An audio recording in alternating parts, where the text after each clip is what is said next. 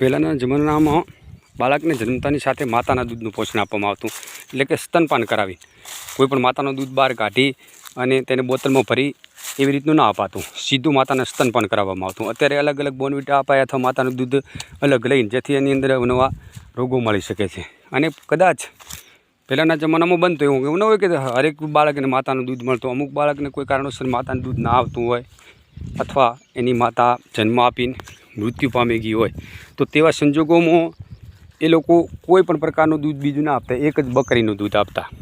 એટલે બકરીનું દૂધ અને માણસના દૂધનો સમયાલિત જોવા મળતી.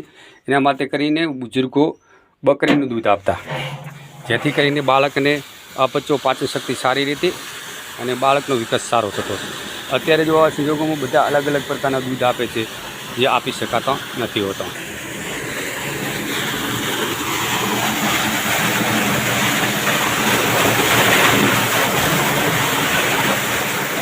મિત્રો સબસ્ક્રાઈબ કરતા રહો, એક પણ સબસ્ક્રાઈબર વધતું નથી. વિડીયો પસંદ આવે તો લાઈક કોમેન્ટ તો કરતા રહો, જરૂર કરો.